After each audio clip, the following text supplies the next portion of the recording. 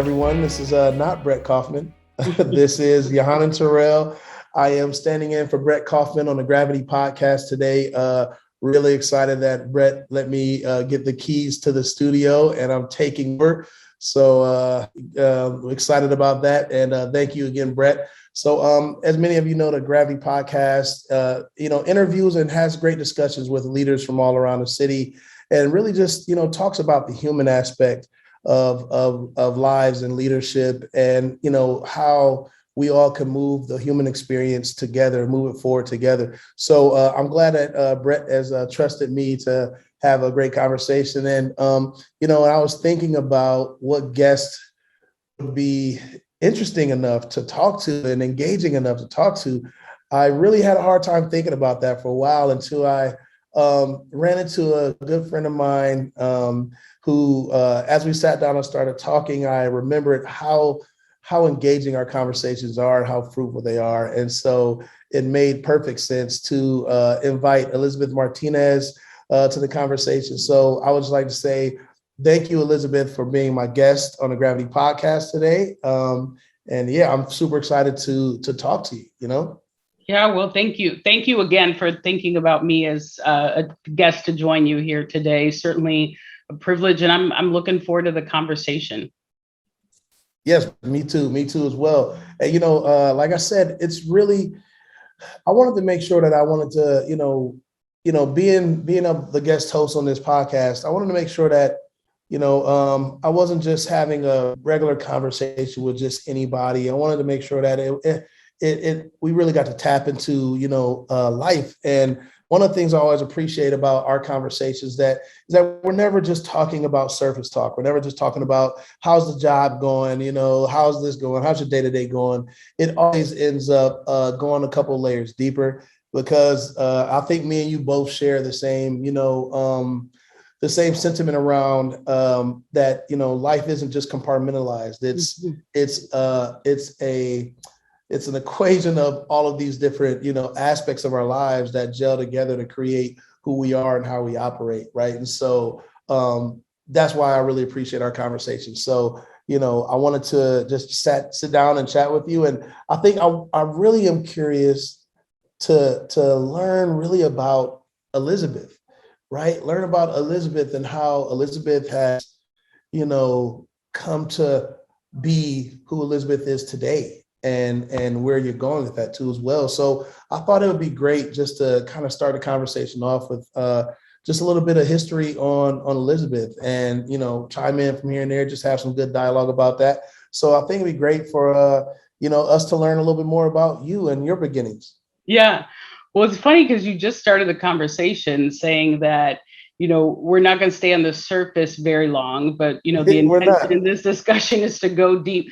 But maybe I'll start from the beginning, right? I'll share a little bit about my background and I'd love to be thoughtful and intentional about, which layers do we want to peel back in this conversation. But I think, you know this about me, but maybe for the listening audience, I'll share a little bit about my background, my beginnings. I'm a native of the island of Puerto Rico. I was born in Puerto Rico, and at the age of 3, I left the island with my family to the East Coast. One thing I do want to share about that experience of being born on the island, which I don't even know that I've shared this with you in the past, is I was born a premature baby to my parents and was given 24 hours to live. There's a miraculous story to be shared there. We probably don't have all the time to unpack all of that, but essentially was given 24 hours to live, and here I am many, many years later. But the reason that I shared that is part of the true genesis of my story, because I think it speaks a lot to one kind of understanding, purpose and identity in this world. There's one thing to know that you were born but to be born under those circumstances, I think creates just a whole lot more curiosity about, why am I supposed to be here? But anyway, we moved to the East Coast. Let's stay there for a little bit. Let's stay there for a little bit, because you just brought up something that I do believe is true. Mm-hmm. My name, so Yohannan Terrell is my name. Yohannan Lael. My middle name is Lael. And I grew up as a kid, I grew up with that name, just thinking my mom and dad were in this like religious phase of their lives. And they gave me that name, right? But as my mom told me years ago, and I forgot, I looked it up. I looked up the meaning of my name. And between Yohannan and Lael, it was like God's grace and like gift of God, right? And so subliminally, I believe that I take that with me. And I felt like if my parents saw that in me from when I was born, maybe they saw something in me that, was special. And from what you just said, just knowing that, that you were given 24 hours to live, right? Like, how does that come along with you throughout your life? Because obviously you're a fighter. Yeah. Right. Obviously you're a thriver. Right. And so like, how is that, subconsciously even, come along with you? Well, two things I want to share from that. One is I feel that introduction to the world for me, as I, often spend time reflecting on that journey for myself, I think there's a word that comes up for me, this notion of being a disruptor, right? Understanding that even my arrival to this world, the circumstances that were created were not conducive for me to thrive, but being thoughtful about the fact that, as a disruptor, in the very early stages of my life, that has been something that thematically I've been able to see at different inflections in my journey, Yohannan. But I think the other thing for me is I believe that it really left an impression on my parents, in a way that I don't even believe that we've had, or, my father's deceased, but my mom and I have not had conversations about, but I've often been curious about what that experience meant for them in terms of how they needed to consider ways in which they engaged with me, kind of the different experiences that I had. I felt that there was a natural protective engagement that my family had with me, and I never really understood whether it was linked to the fact that I was born premature and I had those early experiences. But you fast forward, and I think about how incredibly important that journey was for me to arrive as a premature baby, with the diagnosis of 24 hours to live, or the prognosis rather of 24 hours to live. And what that means is I think about my purpose today, Yeah. No, that's really intriguing. That's really interesting. So taking that with you, right? Like growing up in Puerto Rico, how has that helped like shape your journey a little? Yeah. So I was born in Puerto Rico. I came to the East Coast at about the age of 3, and we lived in an experience of living back in Puerto Rico, here in the US. In Puerto Rico, it was a little bit of a nomad experience growing up for me. It's interesting because I think that a couple of things that I derive from that experience personally is that one is I never felt that I was American enough when I was here in the US. And when I was in Puerto Rico, there was also this conflict of my identity there because of that transient nature of my early experience as a child.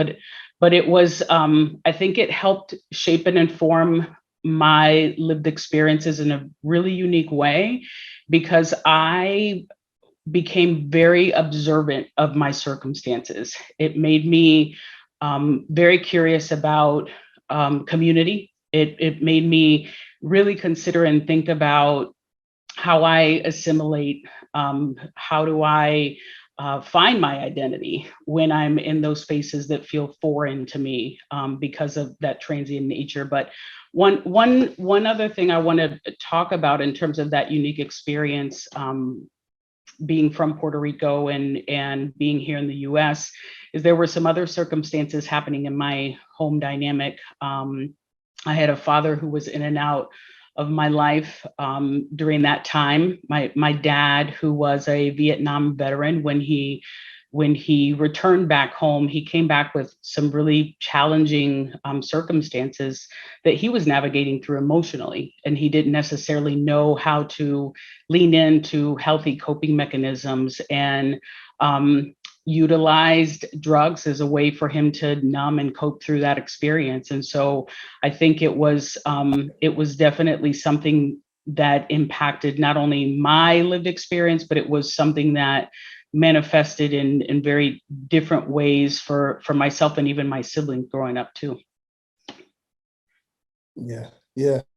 And I mean, I know I can relate. Me and you've talked about that too. You know, my father was also had his battles with drugs and addiction throughout his life, and ultimately it was one of the reasons that you know, he passed not too many years ago, because of the long-term effects of that too. And you know, we don't look at those things as how they shape us when we're in it, you know, when we're young and when we're in it, right? It's like, this is kind of like how we get, you know, how we exist and how we live our day to day. But, you know, it's not until you get older where you start to become a little more reflective how all those things kind of play out in your life, right? It's like it starts to, the pieces start to come together, and they start to fit into the full puzzle later on in life, when you're able to really understand them, right? And kind of assess them and break them down a little bit too.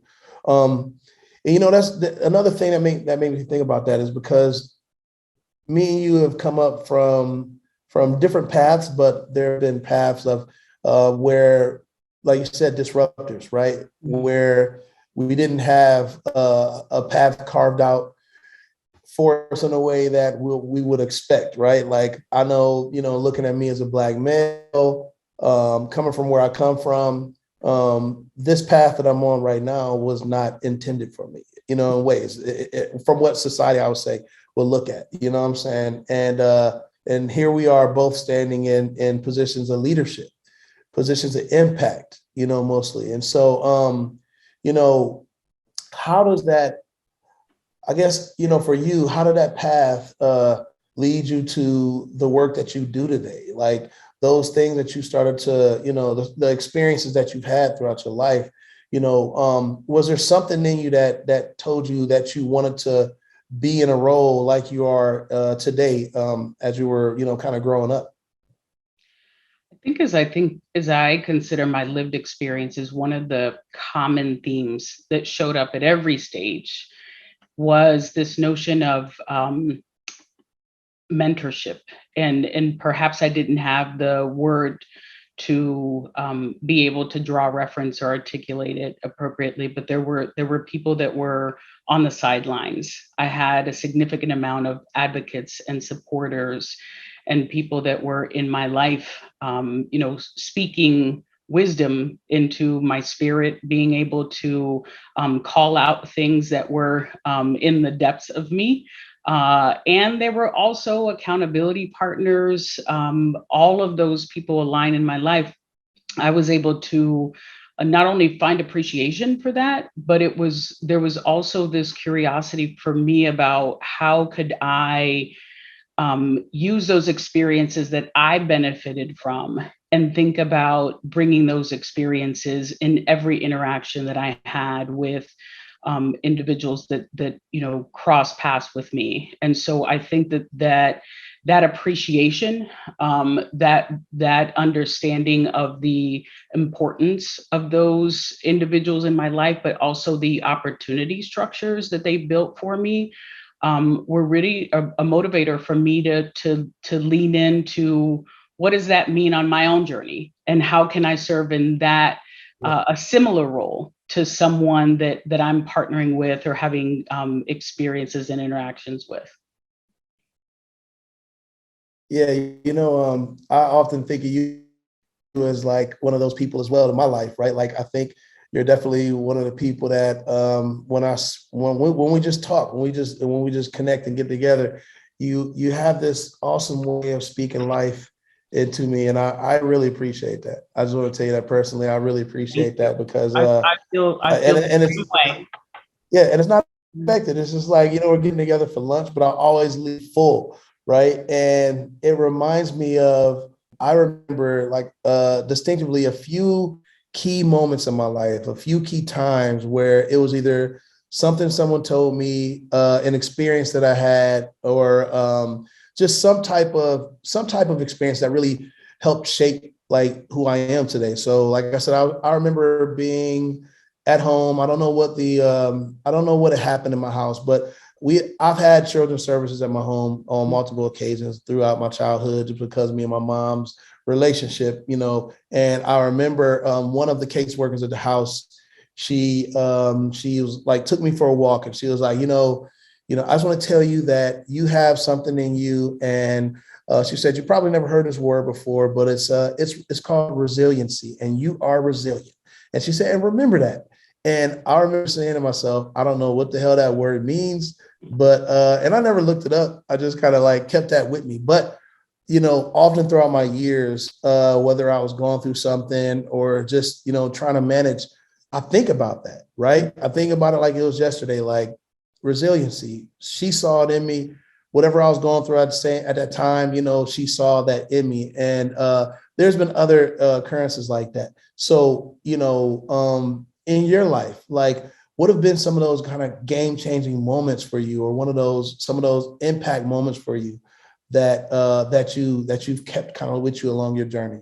Yeah, I feel like I've had similar experiences, like the one you had, in connecting with adults that saw something in you that you didn't have the capacity to see in yourself. And if I'm really reflective upon it, I think there have been so many occasions where I've interacted with adults where similar messages manifested to what you heard in terms of being resilient. I remember having a conversation with a teacher one time where she was concerned about some of the friends that I was interacting with at school, and she was very intentional about creating some opportunities where she could pull me apart from the crowd that I was hanging out with. And, we would have these, what I thought to be now reflective of that, really deep conversations about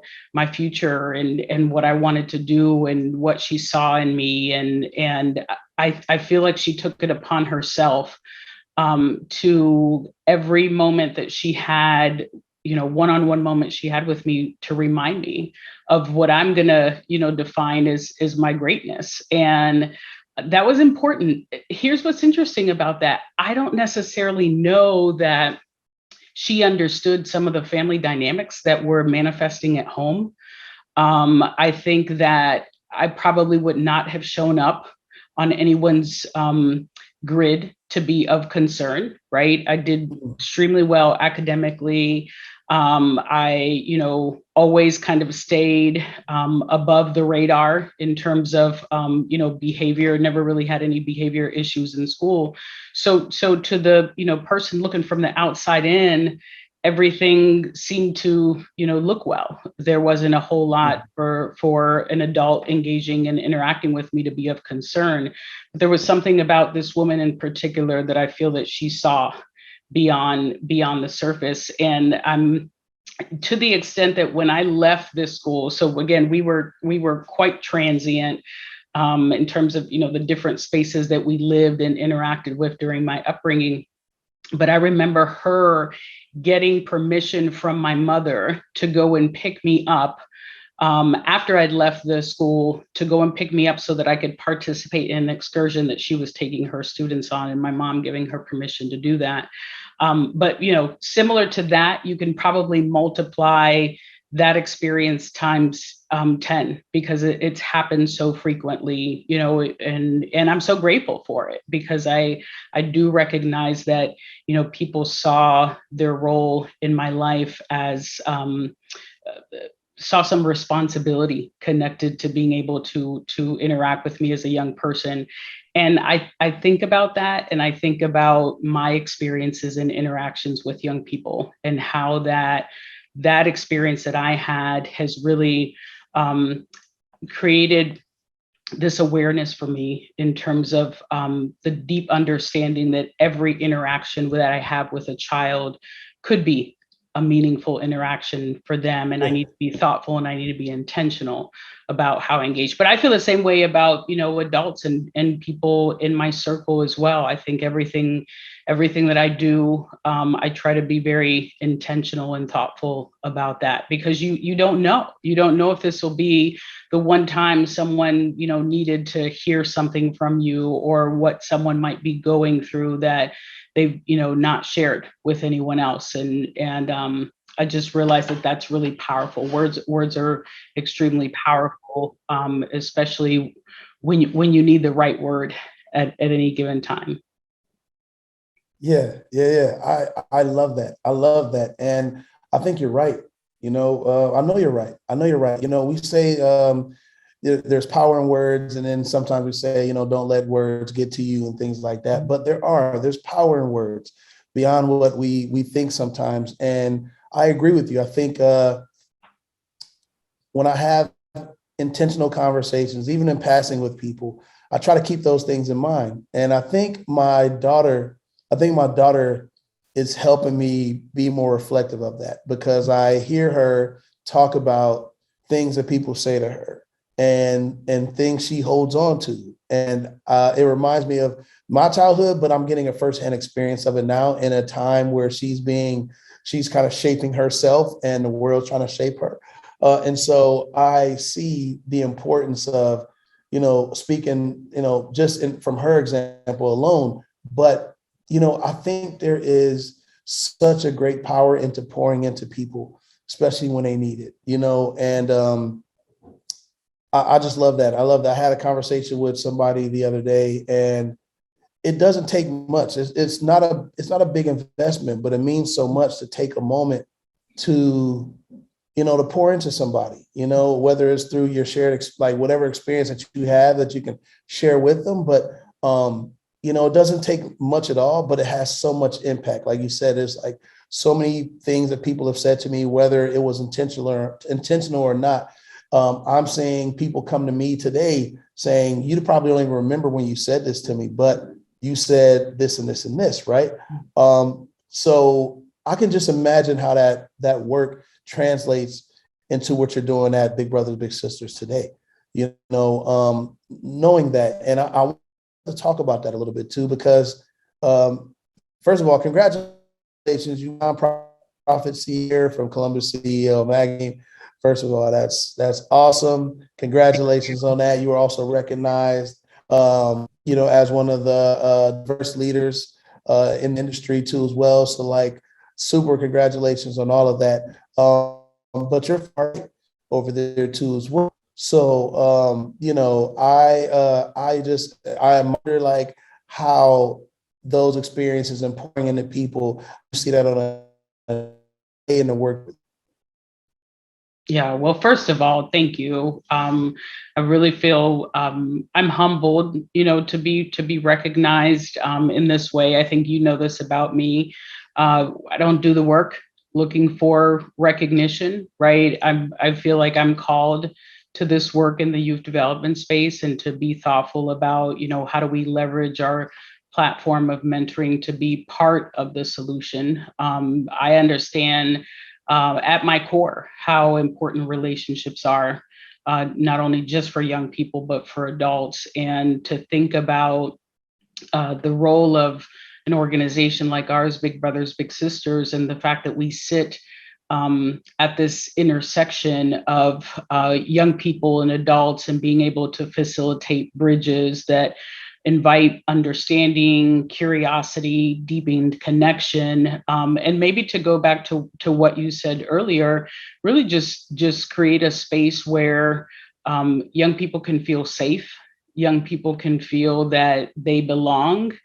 And at the end of the day, if we can create that environment, if we can, through that vehicle of mentorship, be able to bridge some opportunities for young people to tap into their purpose, and to tap into, opportunities for them to be able to thrive as beings first, right? As humans first, because I think that the important thing. But then also think about how does that show up, for career and other ways for them to continue to expand and grow. It's so powerful. It definitely motivates me. I think about how complex this work is, how challenging it is. And one of the things that I'm really aware of, especially during this time, is just the power of village, the power of that ecosystem of, people that at any given time, whatever experiences that you're living through, that you need to call on people. I don't know when we stop believing in villages and really the importance of building those villages, fostering those villages, and being able to access those, not only because there may be challenges that manifest, but really because that's a thriving setting for you to be able to be connected to people in your village, and especially if your village is diverse, and your village, you have people in your village that are complex in beautiful ways. Yeah. No, I love that. I love that. You brought that up, that village. This is just something I'm curious about right now too, and it seems like we're in this weird like time where that village. I feel like that village is changing, right? And what especially our younger generations have access to. I feel more of a. I feel like there's these powers that are trying to disconnect us from a human perspective, and creating these virtual worlds and to where, our youth they're finding their village online instead of like in their own, communities or in their own families even, and it seems like there's more and more of a push. I was reading an article today on like Web 3.0 and the metaverse, and how like there's this race to to immerse people into these worlds where they feel like they can be free in themselves and all this type of stuff. But it's also fighting for that attention and taking people away from that.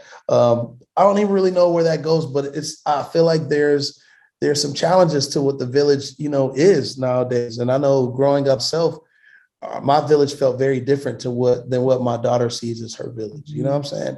And I wonder how that creates a challenge for our younger generations growing up. Yeah, it's a question I'm often curious about. And I don't necessarily know that I have the answer to it. Right. I think the biggest thing is I believe that we were created to be in relation with others and to be connected in that way. I think it really helps enhance our own human experience here. You started off the conversation talking about, we're also a society that tends to stay at the surface. And, I think communication, I think conversation, I think being able to equip our young people with the tools to get first curious about themselves, and then curious about what that means in the context of their interaction in, their small circles and even beyond, their small circles and community. I don't think we create enough spaces for that, Yohannan. And I think we tend to live on the surface. And, I think there's been a new wave or a new curriculum that has been introduced around self-awareness that I think is powerful, for people to understand both who they are as individuals to the extent that you understand who you are. I think the way that you show up in interaction with others can only be enhanced. And so I appreciate that, the conversation happening in the youth space right now is centered around social emotional, not only just well-being, but health and growth for young people, so that they too can be curious about what that means as our society evolves and there is more technology that can be both helpful, to them and their experiences. But I think the further away that we get from human connection, I think the further away we get from our purpose and design. Yeah, I agree with you. I agree with you. Our purpose and design, that's the key to it, right? And I think I was reading another article this is one of those, when you catch something on social media and it just intrigues you, love it. I seen this the other day. I'll share it with you too. It was like, it showed our planet, right? So it showed our planet and it showed like our solar system in comparison to the sun and like the different sizes of Earth compared to Saturn and Mars and Venus. And then it showed our sun, and then it showed other stars in a solar system that are like 10 times bigger than our sun. And then other stars that are 10 times bigger than those, and other stars that are 10 times.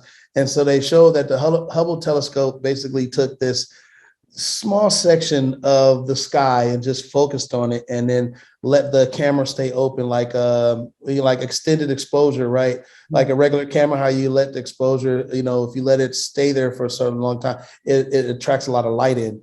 And so just from this small section in the universe, they found like 10,000 galaxies.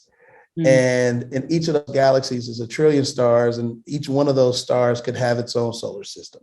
And it puts things in perspective for you, right? And what we look at as a day-to-day, mundane life, I get up every day, I'm doing this and doing this.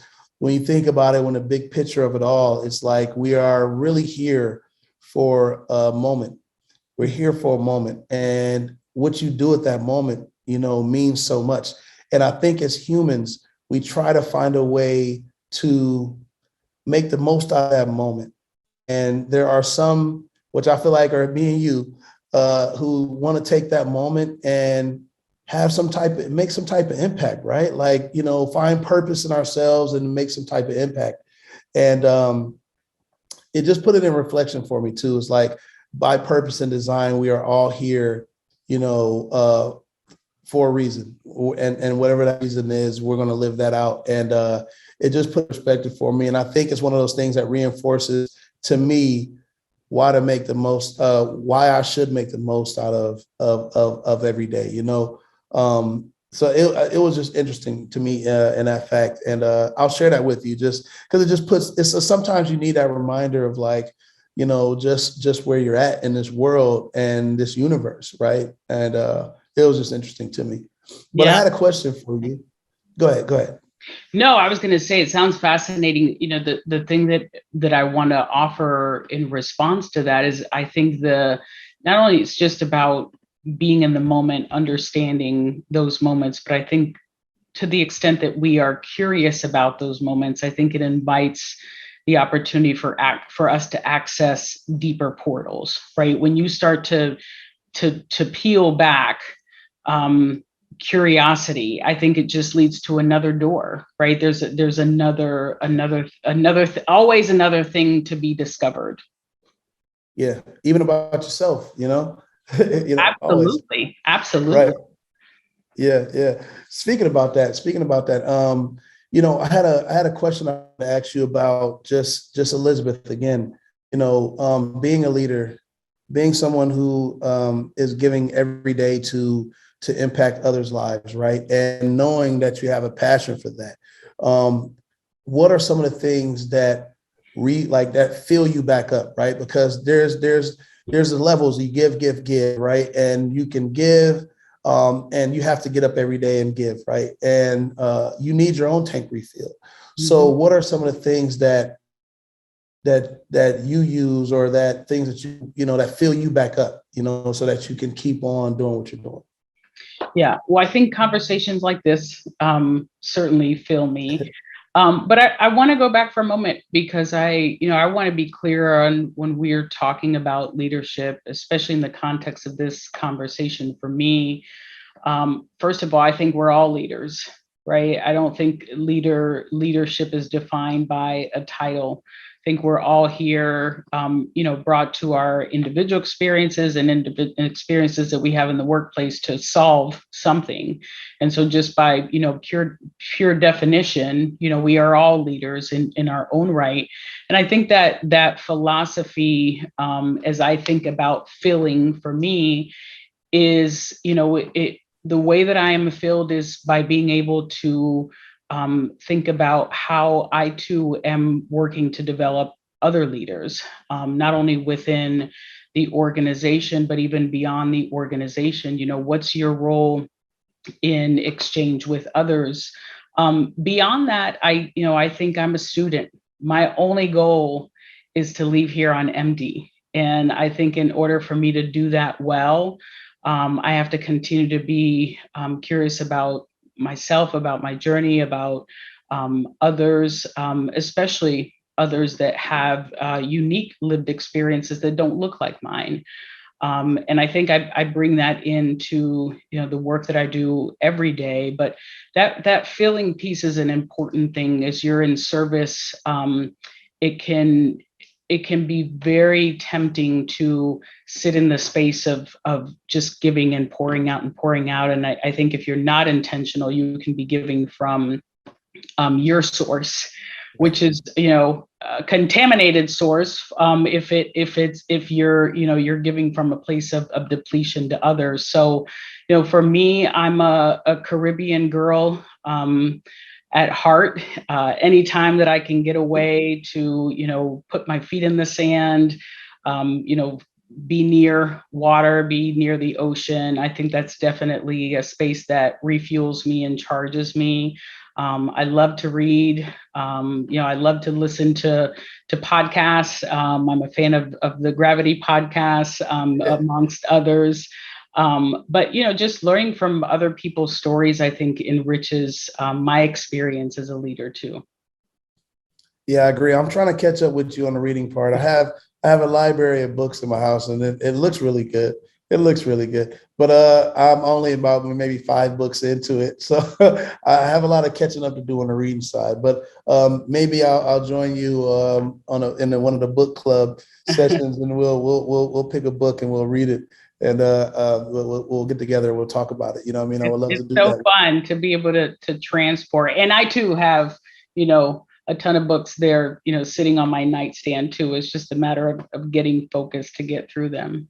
Yeah. And I also agree with you on the sun, man. I definitely am connected to the sun and the elements. And I think there's something about that. I know every winter I look out the window and I just cross my fingers and I'm going to make it through another winter with my soul and spirit still intact.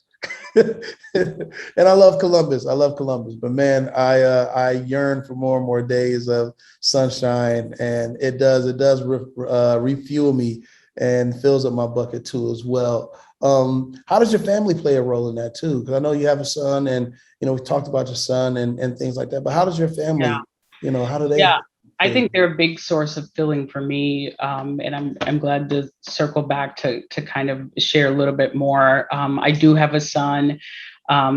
He's exploring his creative side. As he doesn't live here in Columbus, but I have the great fortune of being able to be in contact with him very frequently. Unfortunately, I don't have very many family members here in Columbus, but I talk to my mom every single day. I have a very strong connection with my siblings. And I think they're involved in every decision that I make. They're involved in every experience that I have. They've always been that source of support for me. As I think about, my village, I think my village first starts with them at the core. Family is extremely important. And I credit my mom for being very intentional about making sure that myself and my siblings always fostered deep connections. But my son is, he's my courage teacher. So he's my creative child. I feel like my entire journey in life, I've played it pretty safe. And, he in this season of my life has really taught me about, you have to sometimes, take big risk. And, he's definitely a source of true inspiration for me. And I love my guy. He's a solid guy, and I'm so incredibly proud of him. Nice. What is it about kids that keep us honest, man? Like my daughter does the same for me. She's like, she inspires me. I think now she's 16 now, so she's a little bit past the early teenage years. So she's, we have a little bit better conversations than a couple of years ago. but she, but she keeps me honest though. Your kids know more about you than anybody else. You know what I mean? And so like, when I kind of get caught up in life sometimes, sometimes I lose presence and I'm just kind of letting life drive me. And her being having a front row seat of that, she knows when I'm being kind of driven by life and not by me, and when I'm not as present. And she knows how to keep me honest. She finds opportunities to say things to me, and I'm like, you're right. Like, you watch me doing this every day, and I love that about our relationship now. Is that I can always honest, and she'll challenge a lot of things that I say too. And kids do that, right? And they challenge you in some ways because they know you at the same time too. And so I've grown a lot over the past couple of years just through her, and I remember I was working with my mindfulness coach, Juan Alvarez. And I remember speaking to Juan, and he told me, I was like, Juan, my daughter, this and this and that. And I'm telling him about, how hard it is to be a single parent and doing this and this and that.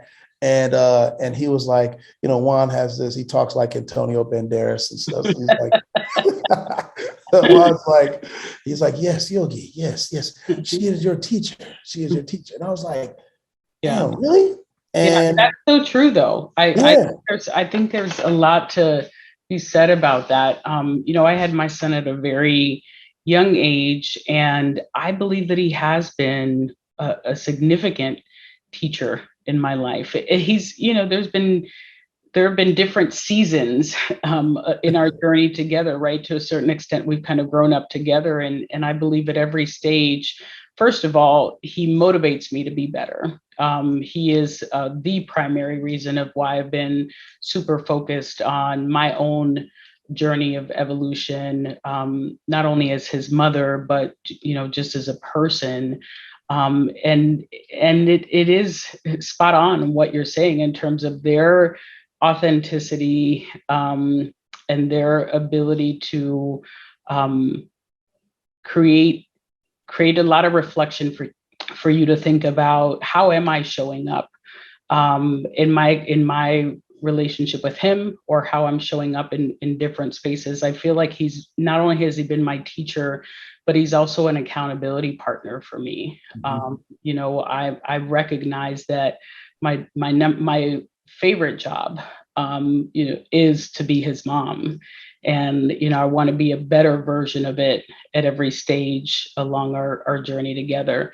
What's funny about him being, an adult now in our relationship is I often tell him, my default is to be mom. And so if you need me to sit in any other seat and play, a different role in this conversation, I need you to remind me of that. Yeah. Because, I'm always going to be mom. Yeah. I feel that. I love that too. That's awesome. Yeah. And at least you approach it like that too, because I often do the same thing. Like, every time my daughter speaks to me about something, and as a matter of fact, she just did this the other day. She said, hey, Dad, I want to ask you something. She was like, no, don't. She was like, now don't give me a dad answer. And I'm like, what? Like, I'm not. And then she asked me, but I love those moments though, right? She's like, okay, I'm coming to you in confidence, like just from a human, like just be a human. Don't be a dad in this moment. And I'm like, thank you for giving me that chance. You know what I mean? Because I'm here and I want to keep building that relationship. You know what I mean? I think kids are a way for us to even practice these interpersonal relationships, right? It's like, like you said, let me be better. Let me be better first in my own home, and that can help me be better kind of like beyond that, So no, I love that. And next time your son's in town, like you got to bring him by the Fast Alliance, you know what I mean? Absolutely. You got to show him what we got going on over here, because we got some really good stuff going on over here. We had talked about, purpose. And one of the reasons I was just excited to talk to you is because at the end of the day, one of the things I always value about our conversations is that they always are reminders that we are just human, and we're just humans trying to figure it out, right? And we take everything in, we digest it, we, try to process things, we try to be present, we try to find purpose, and I think, like you said, conversations like these keep us filled up, keep us going on. And so, how much of a role does like purpose play in your life? Going through what you've gone through now, and purpose can change, right? That's the thing I love about it, is that your purpose 10 years ago may not be your purpose now, but how much of a role does purpose play in your life? Yeah, I think purpose is the anchor for me, right? I think circumstances are fluid, experiences that we have sometimes are different. I think purpose has always served as the anchor for me. It's centered on, going all the way back to the beginning of this conversation. I'm here for a reason. And I think every day I need to, one, be grateful for the fact that I'm here, and also be thoughtful about what do I do with the day that I have here to live on this earth. And I think, as humans, not every day you're on 100, not every day you're, experiencing kind of the high of life. There are days that are challenging. And I think being able to have something to anchor to, faith is a big piece of that for me. I'm very centered in my personal faith and the accountability that I have to others in my life. And so I think that is how purpose is defined for me. It doesn't matter where the circumstance kind of pulls you or sways you, there's always this thing to come back to.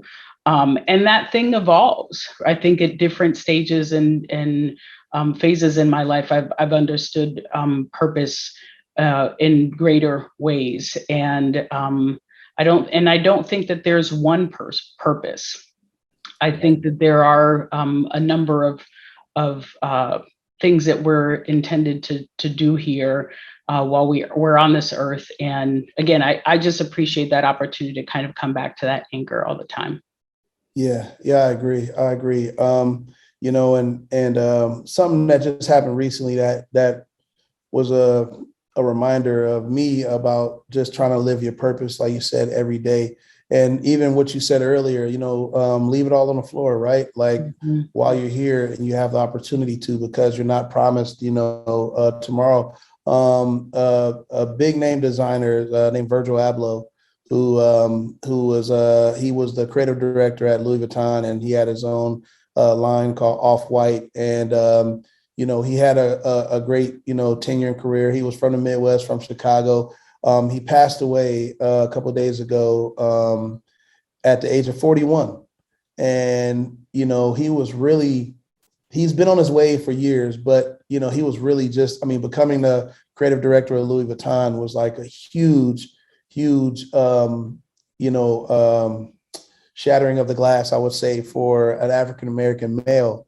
And he created a new goal for a lot of other African American men, like that they can get into the space and to leave the earth, at such a young age, at 41 years of age. It was a shocker to the world, and he was battling a rare form of cancer.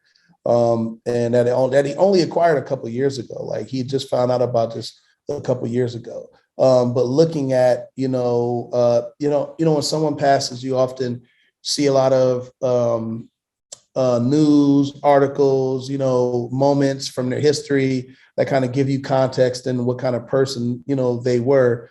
And I've been seeing a lot of articles about what his personality and what his vision was. And he always wanted to help younger people be able to see themselves like in those type of roles and positions and successful. And I really have gained even more of a appreciation for his work, because he wasn't just doing his work to do his work and to say, this is who I am. He was doing it to open doors. And I feel like he's a good example of, leaving it all on the floor, every day, just living in that purpose and making sure that, he wasn't holding anything back. He was sharing information on his website. He had a whole book basically on how to get into the industry, from trademarking to resources and all of that. So he literally, left it all on the floor for others to be able to, find purpose if that was their purpose, and it was a stark reminder that, and to me, I think that as we all recognize, like, I'm one of those people that, I don't believe that, we kind of go through life finding ways to separate ourselves and find differences within ourselves so that we can create identity and create who we are, and at the end of the day, from when we're first born to when we, grow old, if we have that chance to do it. But we end up going right back to the recognition we're all just humans. What I mean? We're all just humans. And no matter what we try to create as far as identity along the pathway, at the base level, we all are humans. We all get up. We do the same things. We like similar things. We have similar tastes, and we have similar issues that we deal with. And everything may look different on the surface, but at the end of the day, we all share a lot of things in common. But we often don't, talk about those until it's like either before we've kind of created that ego or that identity,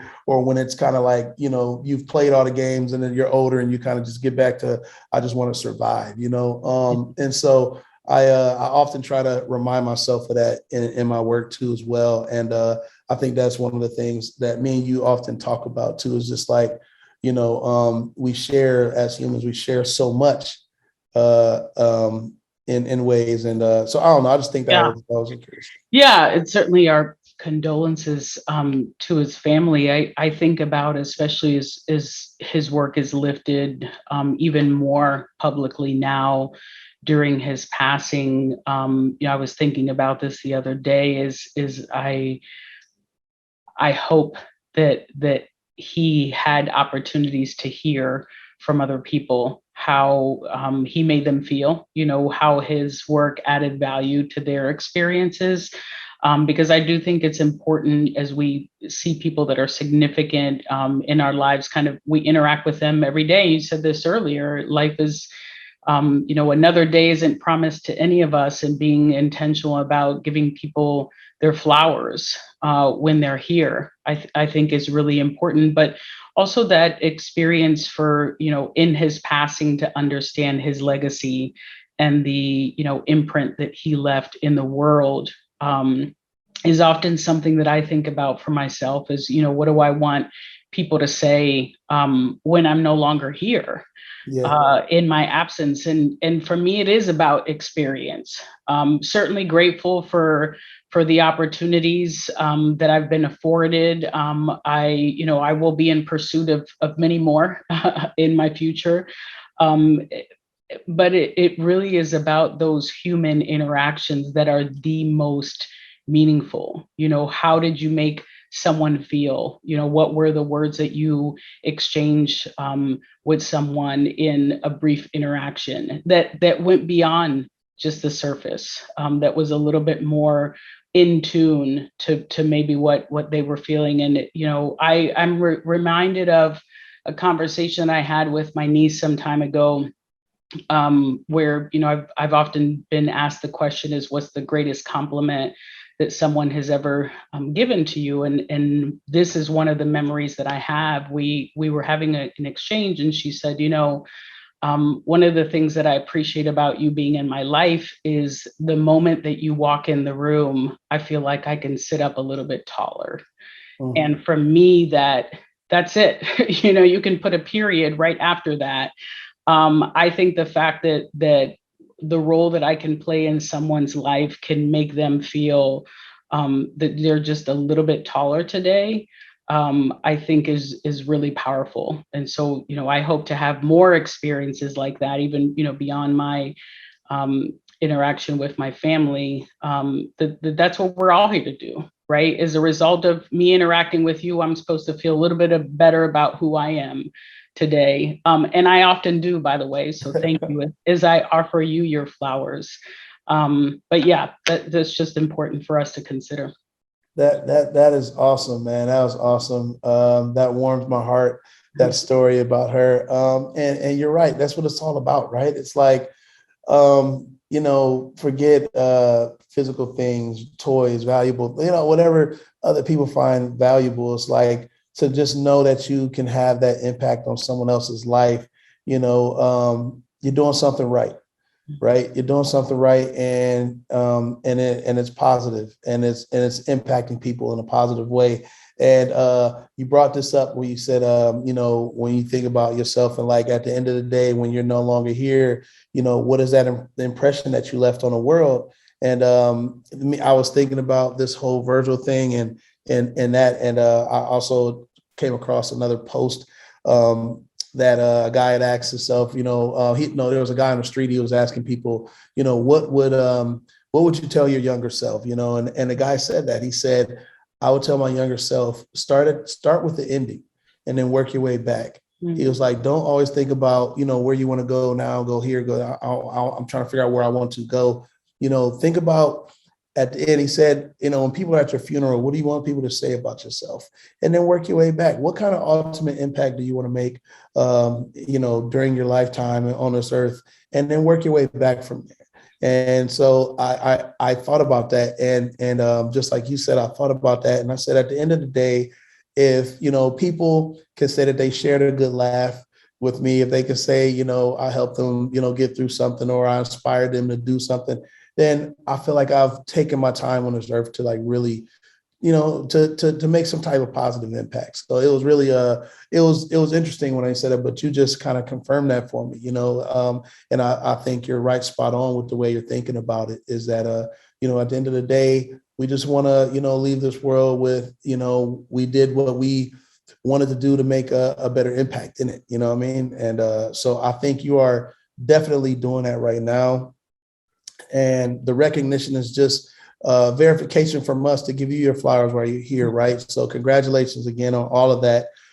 You continue to inspire me and make me think about things differently. And I'm glad I got to share this conversation with you. It's been awesome. And I look forward to many more of these. Me and you have these every now and then too. So I get the honor of having more and more of these with you. But hopefully, people that got a chance to listen to our conversation today, have learned a little bit more about Elizabeth, but then also, the spirit behind what you do and what you continue to do, which is impact people's lives. So I want to say thank you for that. And feel free to leave me any ending thoughts that you might have for this conversation. But I just wanted to personally say, thank you for being, a friend, confidant, but also just being an impact individual in many people's lives here in the city and beyond, Yeah, well, thank you again I enjoyed our conversation today, as I enjoy all of our conversations. I think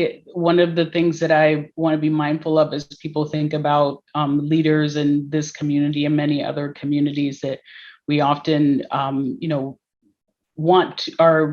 tempted to put leaders on a pedestal or try to set leaders apart from others, even in comparison to other leaders. I think, first of all, we're all human. We underscored that in this conversation today. And I don't think this journey is about perfection. This journey is about being present, being intentional, and really tending to purpose as we pursue our role in the spaces that we're in. So thank you for the discussion. Look forward to catching up with you offline. For sure. Well, all right. Well, I'd just like to thank Brett Kaufman again and the Gravity team for letting us take over the Gravity podcast for the day. I've had an awesome conversation with my guest, Elizabeth Martinez, and we will all catch you all on the next episode or another episode, or you'll see somebody else who'll be standing in. But we had a great time today, so enjoy it. And thank you again, Elizabeth. Thank you.